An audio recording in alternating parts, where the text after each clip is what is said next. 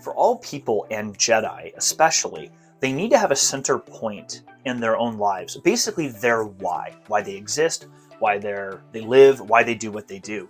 And in episode 3, something else I noticed about Obi-Wan is that he has either lost sight of what his why is, he's forgotten it, or he's repressed it to a point that he doesn't know how to get back to it. And I think the first key indication for that, to me, is at the beginning of episode 3, when he's trying to meditate.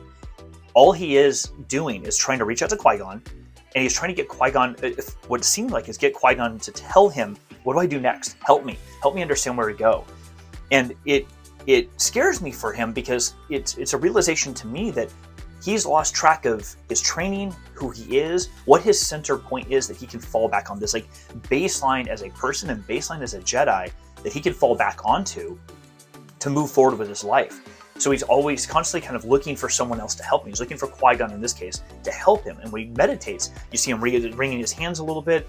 He's reliving again the trauma that I've talked about before of Anakin. But the important thing to me there is that he's not processing what he needs, and he's looking for other people to help him.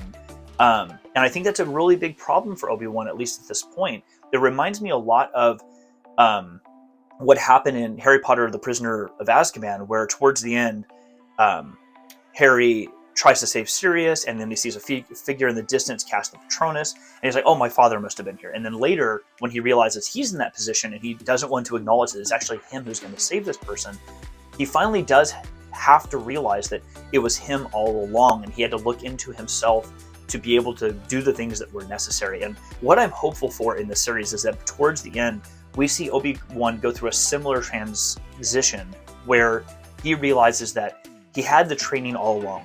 His person as Obi-Wan Kenobi is still there. He's telling everyone to call him Ben. He's just Ben now.